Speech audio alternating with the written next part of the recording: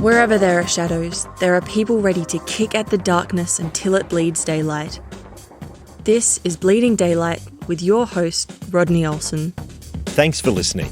You can follow Bleeding Daylight and connect to our social media channels by following the links at bleedingdaylight.net. And if any episodes of Bleeding Daylight encourage you, please encourage others by sharing them.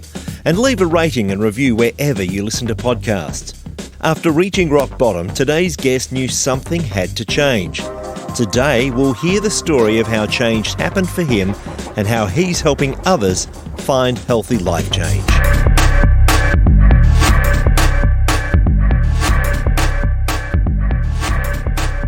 It's everywhere we look. Sexualized images that once would have been hidden from view are now readily available online, whether you want to see them or not. More than that, they're on our televisions, on billboards, in advertising, in our shopping malls, and so many other places that we've become desensitized to how much something that was once private is being pushed into the public sphere. Damon Covert is someone who allowed society's new take on sex and sexuality to shape who he was. It almost destroyed him.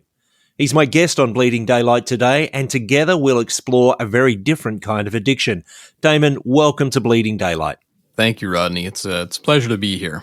You describe yourself as a grateful, recovering addict, and that immediately makes us think of drink or drugs, but your addiction was very different. Tell me what it was that gripped you. I was introduced to pornography when I was only about 8 or 9 years old. Now, this is BC. This is before computers, before cell phones, at least before personal computers. You know, I grew up, or rather got older, in the 80s. And so, you know, if you wanted pornography, you had to go out and find it. I wasn't even actively looking. I was just with some friends. And again, it was after a Cub Scout meeting of all things, which was kind of crazy because, you know, in scouting, they teach about, you know, morality and being gentlemanly and so forth. And there was nothing gentlemanly about what I was introduced to in that attic that night. You know, I didn't even fully understand what I was looking at as a child of only 8 or 9. These magazines were actually fairly explicit. They were not, you know, this wasn't just nudity. There was a bit more graphic nature to it. And I didn't have an immediate craving for more of that. That would come later in my adolescence. And my exposure to pornography actually was kind of, it wasn't terribly overwhelming until I got into my adolescence, my teen years, when, you know, friends were exploring this sort of thing. And it developed slowly at first, but the introduction was very early at an impressionable age. We hear more and more, especially in this digital age, that the time that young people are introduced to pornography, or at least first see pornography, is getting younger and younger. Mm-hmm. But it seems that it was pretty much the case back then, and maybe not as widespread, but for you as an 8 or 9-year-old, you're starting to see things that you really don't understand. So what was it that brought you back to it? Or was it something that, well, that's what I've seen and I'll move away from it, and you were drawn back in your adolescence? I think it was just like any addiction. And I think this is why it's so easily for people to get hooked on anything. It could be shopping, gambling, it could be video games. I think it was just a way for me to medicate my emotional pain. You know, I really didn't understand what I was looking at, but it did create a certain reaction in my brain. And actually, we've come to understand since that the science behind pornography is virtually identical in terms of what it does in your brain to drug addiction. I've seen brain scans of people who have, you know, just taken heroin and compare those with a brain scan of someone who's viewing pornography. The same areas, the same pleasure centers of your brain are lit up when those two activities are going on. So it is a biochemical thing, but, you know, again, it's just interesting that you don't have to actually physically take a drug to get that same high in your brain. I was not necessarily the most popular kid in school. I wanted to be well-liked. I wanted to be thought of as a fun person to be around.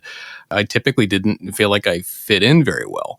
And we're also hearing that a lot these days with younger people, you know, where they don't feel like they fit in. So they start to assume certain things about their identity and so forth. And it was just a way to medicate my emotional pain. So that emotional pain, what was going on for you at the time? Was it just those struggles that we all face through adolescence and wanting to be liked by people as we go through those high school years, or is there more to it at that stage? I think there was much more to it. And I do think that a lot of addiction is rooted in early trauma. I think it had to do mostly with my family of origin. I had a loving family. I grew up in a nominally Christian home. We really didn't go to church a lot, maybe on Easter. My mom sent my brother and myself to vacation Bible school to get us out of the house for a couple weeks during the summer. And, that really was it. I didn't have a great foundation spiritually, but my home life was a little tense. I learned to walk on eggshells because I never really could fully predict what side of the bed my mom might wake up on. And so I learned to kind of toe the line. I knew my parents loved me, but I couldn't always feel like I deserved that love. And that sort of shaped my view of God too, growing up. I wanted to have a little more control over my life. Didn't feel like I could have that openly. So I think it was channeled into addictive behavior. And I think we see this with other addictions as well, but it certainly was just a way of exercising a degree of control, or at least the feeling that I was in some kind of control over some aspect of my life. And so I think it was more to do with the early trauma of dealing with parental anger and so forth. I was never physically abused. I have no recollection of being sexually abused, although many people that are addicted to pornography and struggle with sexual addiction are in fact emotionally, physically, and or sexually abused. Interestingly enough, the emotional abuse is a higher incidence. It's over 90% of people that struggle with sexual addiction are dealing with some sort of emotional abuse versus 70 or 80% of physical or sexual abuse. You're talking there about having some kind of control in your life, being able to control something because everything else seemed out of control. I'm interested in the whole idea of addiction in this sexual addiction that you found yourself in, along with addiction to drugs or alcohol, that they seem to start as being a way of someone having some kind of control. But how quickly did that start to control you? How quickly did the tables turn for you? Yeah, that's a great question, Rodney. And I think it probably happened a lot earlier than I realized. And I think that's how that is in the addict mind, is that we tend to think that it's all under control. It's not a problem until it's a problem. It's not a problem until somebody finds out or you get caught. So I think it very quickly, especially in my adolescence, it very quickly escalated a daily need to partake of this addiction. Again, it wasn't like you could just pick up your phone. These days, I actually feel sorry for a lot of a lot of people that struggle with this, because it is so easy to access this material these days. You don't even need to go buy anything. You probably already have the phone, and you probably already have an internet connection, and so it's just a matter of grabbing that piece of technology and beaming this stuff into your brain. But even if I wasn't able to seek out and physically find pornography to look at, again, this is the early 80s, there were no personal computers hooked up to an internet. My friend had a Commodore 64, and that was, the hot computer at that time. There was also the physical gratification that goes along with. That was something that quickly took over my life. We're told it's kind of a normal thing for adolescents to do. I prefer the word common. I think we use the word normal far too often. I think that, it quickly spiraled for me, where I was acting out in some way, shape, or form almost every day, and unable to go even a couple of days without using my drug of choice in some way, shape, or form. You're mentioning that it's very common. Society would like to tell us that this means that it's normal. And of course, it becomes more and more normalized as we go on. And I think probably around the 80s and especially into the 90s and after that, it became even more normal, where even in our television shows, if there wasn't something pornographic in there, there was mention of it. There was a lot of mention in just some fairly standard comedies on TV where they're constantly talking about use of pornography as if it's a very normal thing. Do you think that this has been one of those things that has supposedly normalized it in our society and stopped people from getting help when they need it? Absolutely. It's sort of a chicken versus the egg conundrum. Which came first? Is it art imitating life, or is it life imitating art? Or are we now just sort of stuck in this cycle of life imitating art, imitating life, imitating art? And I think that it definitely has been normalized, and we've seen that across the board. And unfortunately, it's a slow progression as well. We're seeing more and more deviation from what used to be normal. Normal no longer means much anymore because we have overused that word. There's a commonality in terms of our internal struggles and the way we deal with things as human beings. In the United States, we have an estimate of about 30 million Americans who are struggling with some form of sexual addiction. That's 6 to 8% of our population. And I honestly think the number is a lot higher because, it's a very touchy subject. Nobody wants to really admit that they have this sort of problem. But I do think that absolutely the media have created this sort of standard that it's perfectly normal to view pornography and act out on a regular basis, alone or with others. And that's just how it is. Somehow celibacy is fatal. I've never met anyone who died of celibacy, and you won't, because, when I was in college, I was taught in psychology class that, sex was a basic human need. You had food, water, shelter, and sex. And that's just not true. It's just not true. We have a sexual element to our personalities. God created us as sexual beings, but there is a stewardship that should go along with that. I never really took seriously. I mean, I did initially because I wanted to do the right thing. I wanted to be pure. I was anything but, since I technically had not lost my virginity yet, I still thought of myself as a pure person. And honestly, I was weird even back then for that. I didn't grow up in the new Victorian 1950s in America, where you didn't say the word pregnant on television and people slept in separate beds on TV.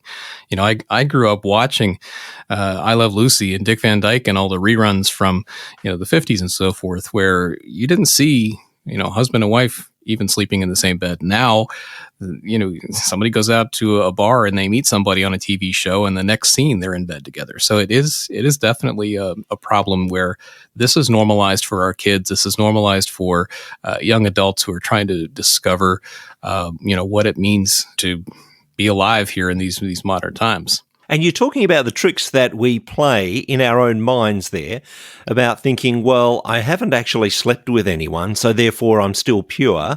I'm still sexually abstaining. And yet we see that there are these tricks that we play. And there, of course, was the famous one some years back where one of your presidents said, I did not have sexual relations with that woman, because he decided what was going to be under that heading and what wasn't.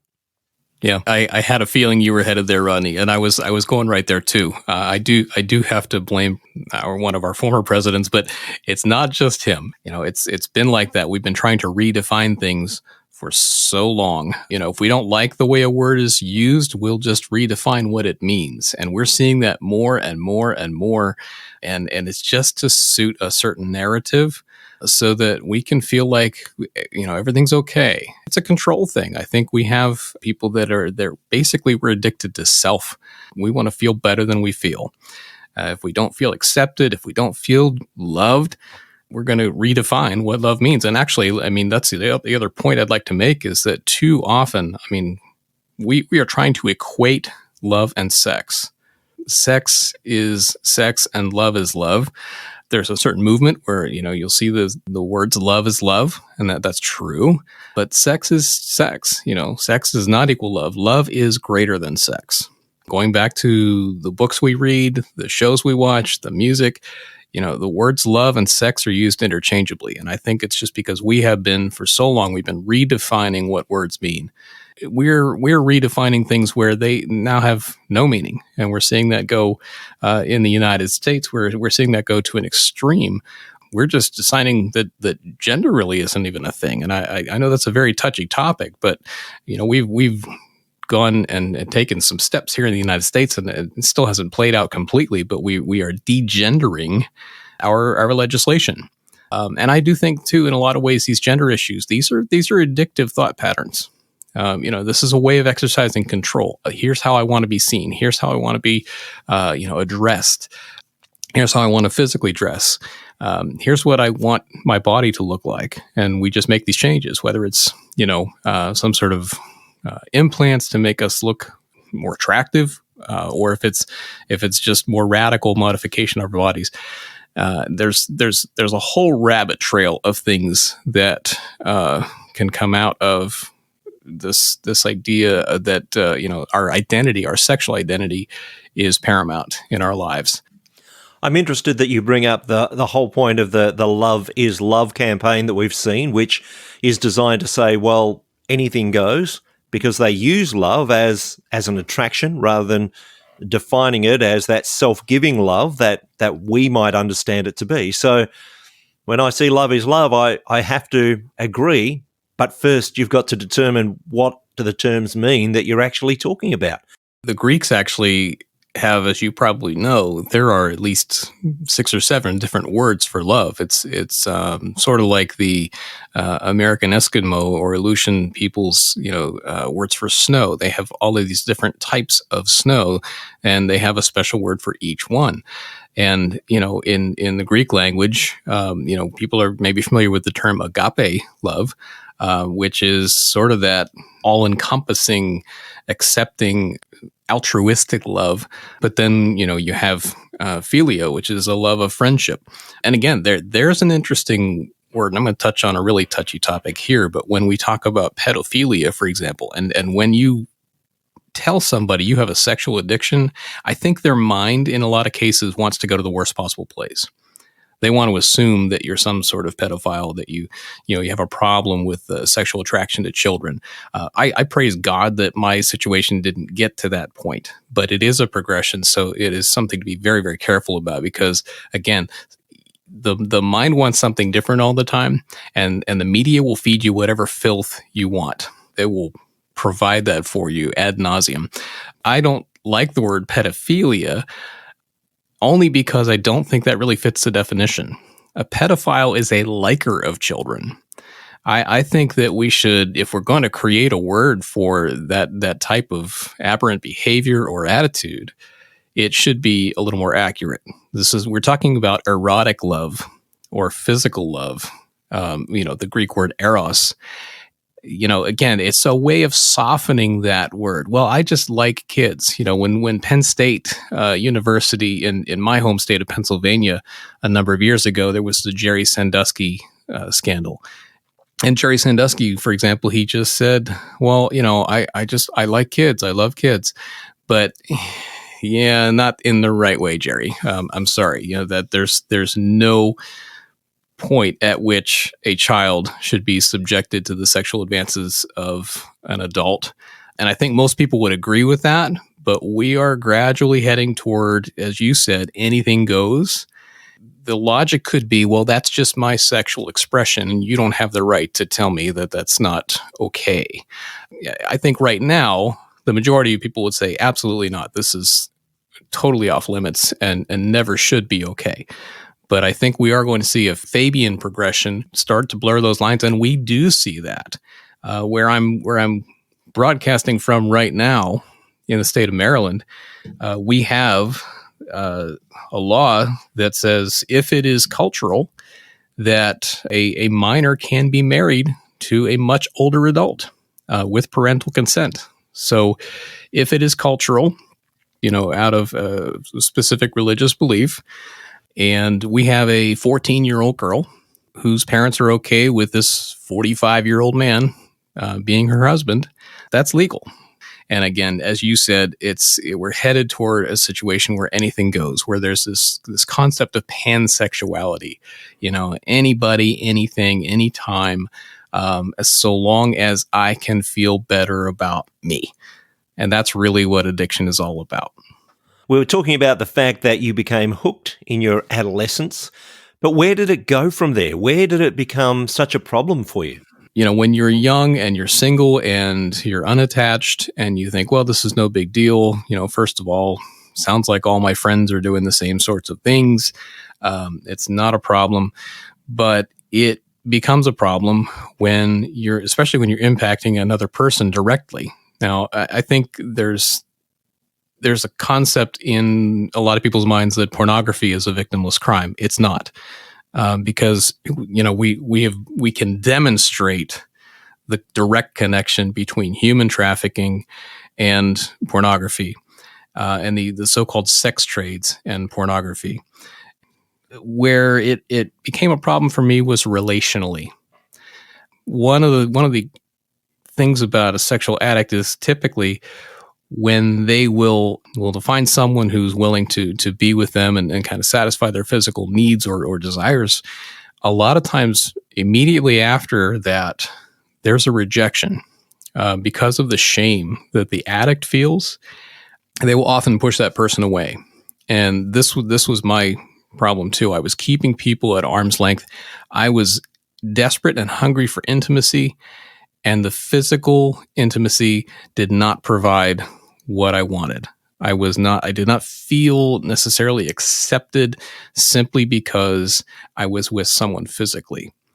And so I kept trying to go back to that. And a lot of times, there is a cycle where you'll go to someone is going to say yes to whatever it is you want to do. But immediately after, there's almost always a rejection. Well, look at the time, I've got to go. And, we see that played out in the media too, that there is some truth to it. I mean, that's the really attractive thing about any lie is a grain of truth that rings, with other people and resonates with them and say, oh yeah, I've experienced that. Where it really hit home for me, I wish I could say that this was not part of my story. Out of my addiction and out of a lack of caution, one of the young ladies that I got involved with got pregnant. We were panicked, we were scared, and we were young. It was a terrible time for either one of us to try to start a family. And because we didn't know what else to do, we had an abortion. I am every bit as responsible as the young lady involved. I still deal with the feelings about that. I mean, I think about that almost every day of my life. And it's easily by far the worst thing I ever did. And again, here's society saying this really isn't a big deal. We don't even call it a baby anymore. We're not, terminating a baby. It's a pregnancy. We're just terminating the pregnancy, the condition of being pregnant. That was my first real rock bottom moment, where I thought, oh my goodness, this disease that I have has driven me to the point where I have taken someone's life. In terms of the other ways it affected me, I carried it into my marriage. I eventually met a wonderful woman, got married, and, we were pretty happy at first, or so I thought. I still had my secret sin, ever since I bought a computer and was hooked up to the internet, I could access that anytime I had a little privacy. And that was going on for a long time. And again, it wasn't a problem until it was a problem. That kept fueling my desire for that intimacy that I was searching for, which again was never going to be satisfied by pornography or by physically acting out. So this was going on the entire time I was married. I would be okay for a couple of days maybe, or I would try to quit, and maybe I'd make it a couple of weeks sort of white knuckling my way through recovery. And I wasn't involved in a recovery program at the time. So I was just doing it on my own, which by the way, never works. But eventually, because of the other stresses and strains on my marriage, I had emotional affairs, a couple of these in a short period of time. And then my wife found out. She asked the right questions and I was honest with her, and things hit the fan. And I really felt like, my marriage was over, my family was over. And, this was the next rock bottom for me. But by the grace of God, my wife took me back, and we've worked things out. And here we are, 15 plus years on the far side of this stuff. Our marriage is not perfect, but it's good, and we work on it. We actually have true intimacy. I can talk to my wife about some of my issues, and I have accountability and so forth. I'm interested, first of all, about that term of an emotional affair, because this comes back to the whole idea that we can justify certain things. Hey, look, I didn't go very far with it. It was just a sort of a connection. For those that perhaps don't understand what we're talking about, what would you classify as an emotional affair? I would say it's any relationship that you wouldn't want your spouse or girlfriend or boyfriend to know about. We have these relationships, whether it's someone at work or someone we know socially, or an online relationship. So I think anything that you would want to keep a secret. I mean, truth is, our secrets keep us. I was as nervous as a cat in a room full of rocking chairs, as they say. I just always worried that one of those rocking chairs was going to come down on my tail. It's any kind of relationship that you would not want your significant other to know about. I term these emotional affairs because they did stop short of sex, but there was a physical element. There was a physical affection element to these relationships. But just because they didn't actually involve intercourse, that doesn't make it right. We have to put up boundaries in our lives to be safe. Because it's very easy to get into a conversation and feel an emotional connection with someone.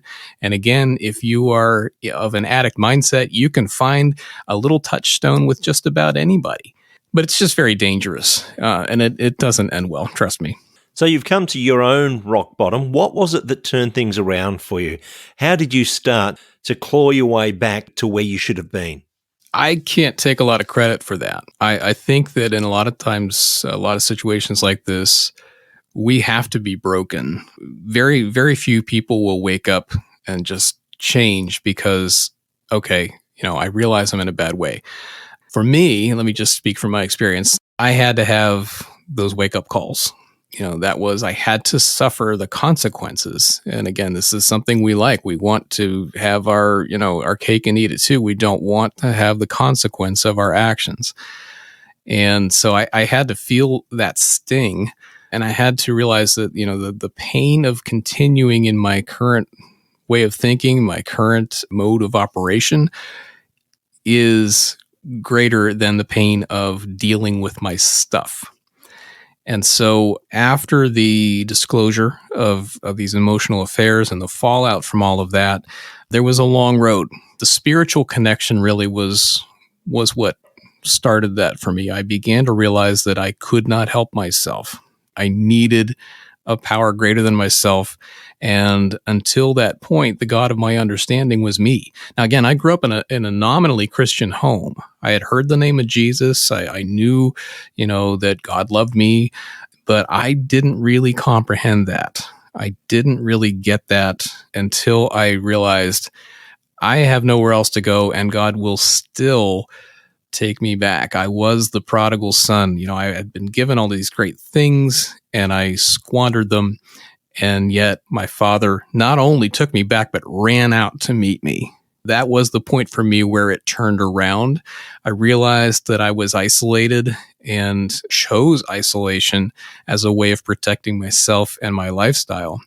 But I got plugged into a church. In my case, I'm a musician, so plugging into our worship team was a logical step. And I served in any capacity. I told the worship leader, I said, I'll do whatever you need. I ran the soundboard. I wasn't on the platform for a while. I just did whatever they needed. And that helped me. And I met some real friends. I met people that I could actually talk to. And I remember very clearly a number of years later, finally opening up to one of my buddies on the worship team and telling him I had a long way to go in terms of my sexual purity. I remember that night with crystal clarity. And that was the beginning for me. And then our church started a Celebrate Recovery ministry. I started attending that because I knew they needed a worship leader for their program, and I thought I'd go help those people, only to find out I was those people, and I needed to be there for me. For the last several years, I've been involved in some capacity with Celebrate Recovery, and then I heard about another fellowship that was geared towards sexual addiction.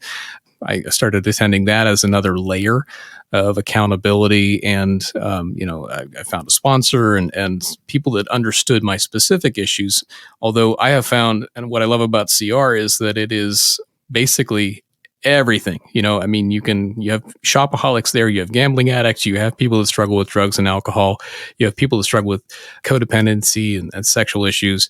It's across the board. We can get hooked on anything to try to medicate that emotional pain. Before we talk about this ministry that you've begun, and I want to find out about that and how we can hook people into that. But I want to go back to some of the things that you were saying before. You were talking about pornography and those that it affects, and it's not just those who are consuming pornography, but those who are involved in it in the first place. And I heard a statistic somewhere that it's around 70 to 80% of the people that we see in those images have been forced there, that have been trafficked there in some way. And I'd suggest that the number would probably be even higher. I'm sure it is, Rodney. And you cannot prove consensuality. Even if there's some affidavit on the website that says everybody's 18 and is here of their own free will, there's just no way of knowing that for sure. I don't want to be part of that problem. I got better for myself, and you have to want to get better for yourself. You have to be, I guess, more miserable. Again, realizing that point of your own pain is greater to continue in what you're doing than to make a change and start owning up to your stuff. But socially and culturally, there is a greater mandate to not be part of the problem. I was definitely part of the problem, and I think you're right. I think that the numbers are probably much higher. I actually had the privilege and blessing of hearing a woman speak. Her name is Harmony Grillo. She was pimped out as a dancer by one of her former boyfriends. But she got out of that, got away from this guy, and went to school. Now she's got a master's degree. I think she might have 2 master's degrees.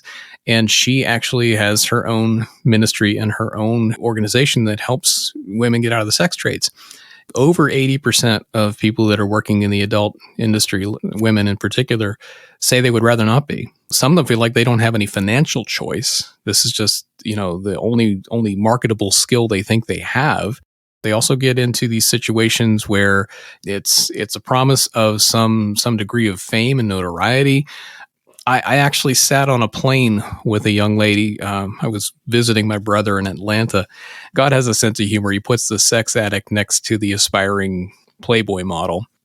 This young lady was probably 20, college age. I just felt like God was saying, you should talk to this young lady, but it was not in a creepy way. It was just, hey, there's something going on here. Let's find out what her story is. And so I started talking to her, and I found out she was actually flying to Atlanta to do a swimsuit shoot. This is how it starts. It starts out as, okay, well, we're going to bring you in. We're going to take some pictures of you in your bathing suit next to a car and this, that, and the other thing for some sort of advertisement. But then, hey, well, what if we did this? And what if we did that? And hey, if we gave you a little bit more money, or let's have a couple drinks, or have some drugs and try something else. And people get duped into this. Fraud, coercion, and force. And yes, absolutely. I think the numbers are shockingly and terribly high. And it needs to stop, but we have to stop the demand. And the demand is within each one of us on some level. Even if you're just buying a dime store novel book, something that has graphic descriptions of these sexual conquests with these guys in a loincloth and tearing some lady's dress on the cover, this is porn. This is pornography. I had a pastor friend, a retired pastor, challenge me. He said, well, how do you define pornography? I said, well, I had to think about it, because the old definition was you knew it when you saw it. Unfortunately, we don't know it when we see it anymore. So I would say that we should redefine pornography.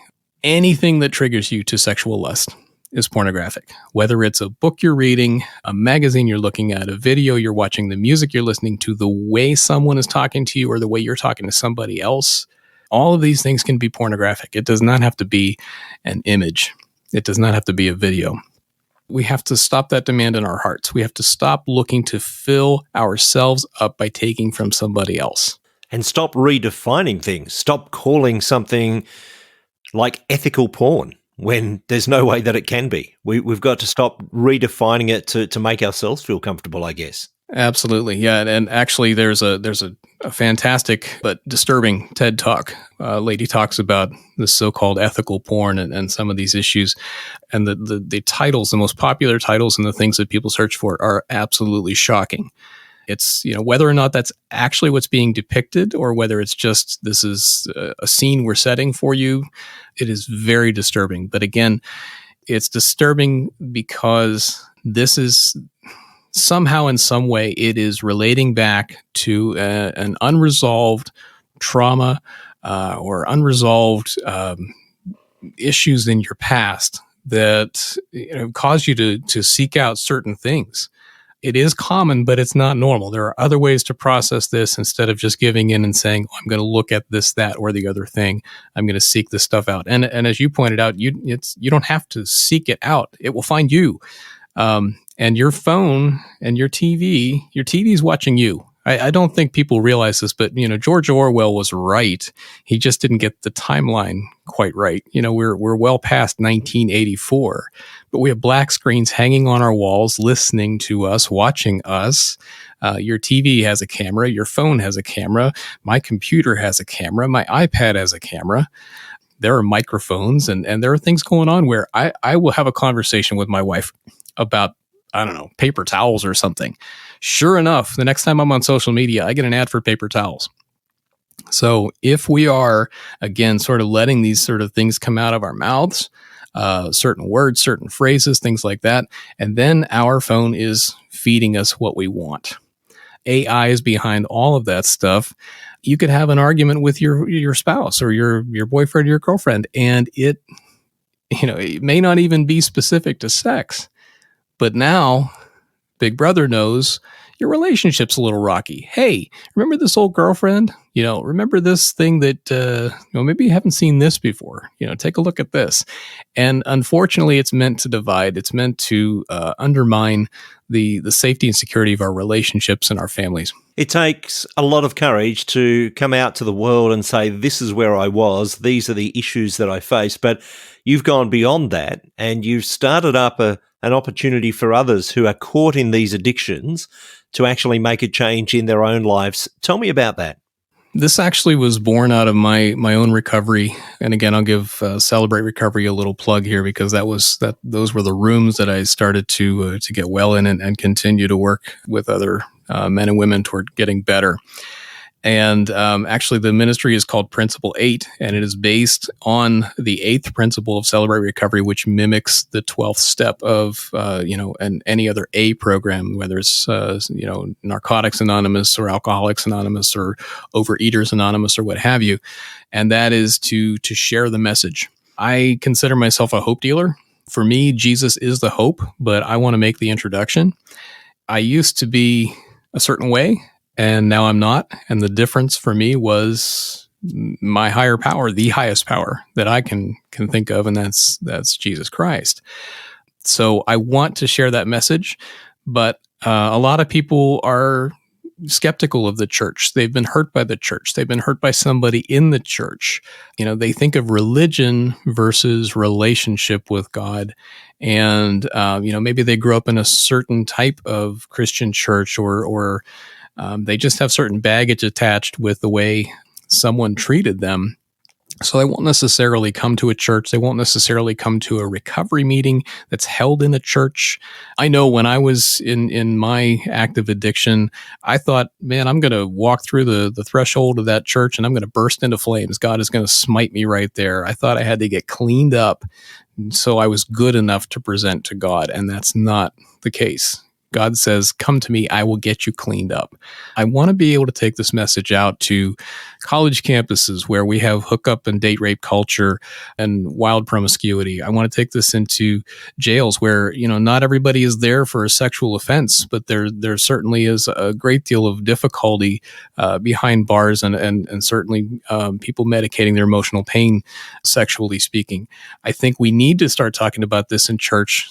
Some pastors are brave enough to actually bring these things up, but it's usually one Sunday a month, or maybe an occasional allusion to pornography or something like that. I'm actually really proud of my home church pastor because he does bring this up on a regular basis, and we're very recovery friendly, because I think recovery is God's plan. It's the same sort of thing. Look, you can't do this. I can. Turn it over. Let's work on this together and get better. But I want to be able to take this message out to coffee houses, campgrounds, basically any place where I can gently ambush somebody with a message. And I do that through music. I write original recovery-based and faith-based songs.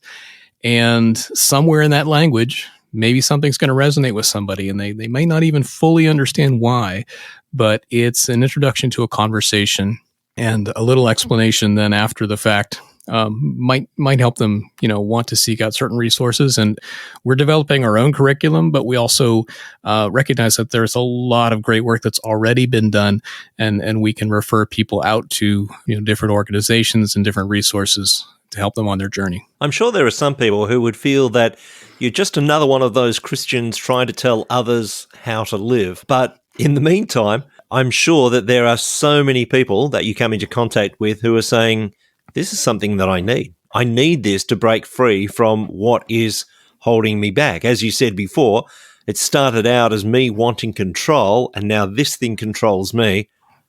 I want out. So there must be a number of people that you've met with that are just so thankful that you were there for them. Well, it is a blessing to hear that somehow your story is helping somebody else. Because I have had people come up and say, you told my story, or at least a part of it. And we say in the Rooms of Recovery that if you come here long enough and you listen to enough testimonies, eventually you're going to hear your story, or at least something very much like it. There is that, again, it may be not normal, but there is a commonality that exists. And, just hearing that and knowing that you are not the only person who is struggling with this right now. When we think about pornography, even in terms of whether it's a gender-specific problem, it's not. It is a male and female problem. Sometimes it manifests in different ways with men and women, but it is a human problem.